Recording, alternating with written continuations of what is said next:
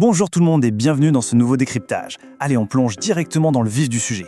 Aujourd'hui, on va s'attaquer à un truc absolument fascinant, notre peau. Mais attention, on va la regarder sous un angle bien précis. Il faut l'imaginer comme un gigantesque chantier de construction biologique qui grouille d'activités non-stop. Et pour piger de façon claire et définitive comment fonctionne le collagène, il faut vraiment visualiser ce qui se trame là-dessous, au niveau de nos cellules. C'est parti! Alors la question à 1 million d'euros, celle qu'on entend littéralement partout depuis des années, est-ce qu'on peut vraiment restaurer ce fameux collagène? On en parle tout le temps, c'est la superstar absolue des crèmes miracles, des poudres, des gélules, bref, on en voit à toutes les sauces.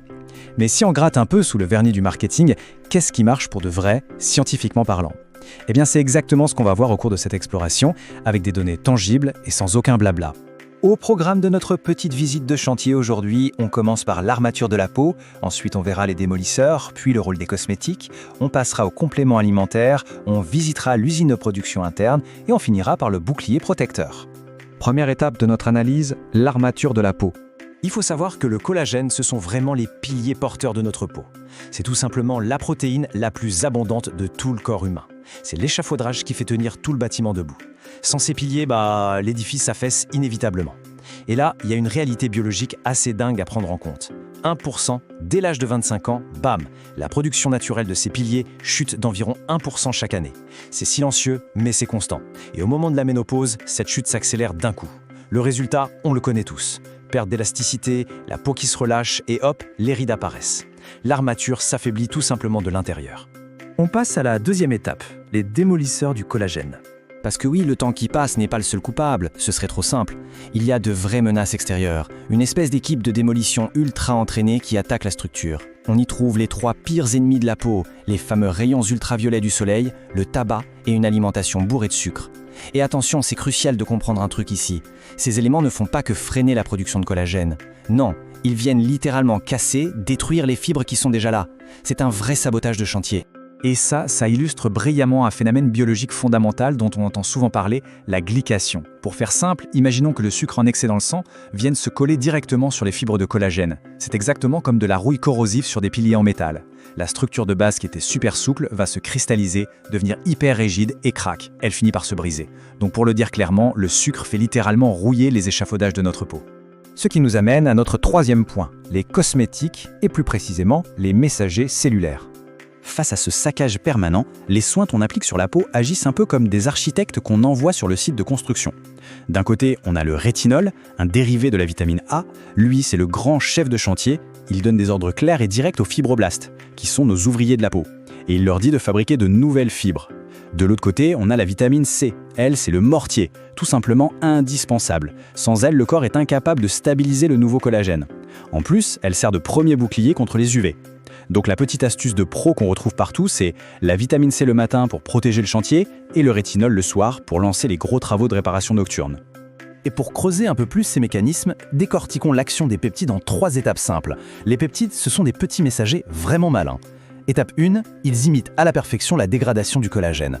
Étape 2, du coup, ça déclenche une fausse alarme de détresse dans le système, envoyée direct aux ouvriers, nos fameux fibroblastes. Et étape 3, le corps tombe complètement dans le panneau. Persuadé que sa structure est en train de s'écrouler, il se met à produire de nouvelles fibres en urgence absolue. C'est quand même une manipulation assez géniale de notre propre système d'alarme, non? Quatrième étape, les compléments. Alors, mythe ou réalité? Pendant super longtemps, la science affirmait haut et fort que boire du collagène ne servait strictement à rien. On disait que notre système digestif allait le broyer comme un banal bout de viande, bien avant qu'il n'atteigne la peau. Sauf que la recherche a avancé. Aujourd'hui, on sait que tout se joue grâce à l'hydrolyse. En gros, en découpant le collagène en ce qu'on appelle des peptides hydrolysés, on le réduit à une taille microscopique. Et ces petits fragments sont devenus assez minuscules pour survivre au suc gastrique. Du coup, ils passent direct dans le sang et arrivent à s'infiltrer ni vu ni connu sur le chantier pour aller booster les cellules. Mais attention, pour que ça marche vraiment, il y a 3 critères en or. Primo, la source. Le collagène marin, qui est de type 1, est vraiment privilégié par la recherche parce que sa structure ressemble énormément à celle de la peau humaine, beaucoup plus que la version bovine. Secondo, le dosage. C'est hyper critique. Les études montrent qu'il faut taper entre 5 et 10 grammes par jour. Et tertio, la patience. Les données s'accordent à dire qu'il faut maintenir cette routine sous forme de cure pendant au moins 3 mois pour commencer à observer de vrais changements sur l'hydratation de la peau et une diminution visible de la profondeur des rides.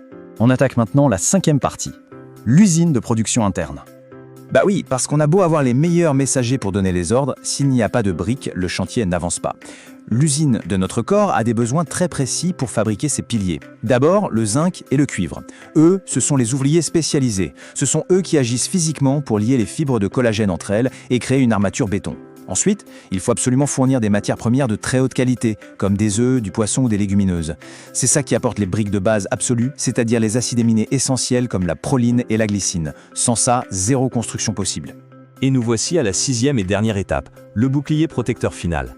Honnêtement, tous ces efforts de construction, les compléments hydrolysés, les sérums dernier cri, la bonne alimentation, tout ça ne sert absolument à rien si on laisse le chantier grand ouvert et à découvert. On le répète souvent, mais c'est tellement vrai. La protection solaire, c'est le meilleur soin anti-collagène au monde. Sans l'application régulière d'un filtre solaire, les rayons du soleil vont démolir l'édifice interne beaucoup plus vite qu'on ne pourra jamais le reconstruire. C'est le bouclier non négociable pour préserver nos fondations. Pour boucler ce décryptage, il y a une question qui mérite vraiment qu'on s'y attarde. Quand on analyse une routine quotidienne classique, est-ce qu'elle consolide véritablement et activement les piliers de la peau ou est-ce qu'elle laisse simplement l'équipe de démolition remporter la bataille jour après jour ? Garder cette formidable structure biologique intacte, ça demande une vraie stratégie. Il faut construire, réparer et par-dessus tout protéger. Ça laisse matière à réflexion sur la façon dont on gère ce gigantesque chantier biologique au quotidien. En tout cas, merci d'avoir suivi cette exploration et à très vite pour une nouvelle analyse.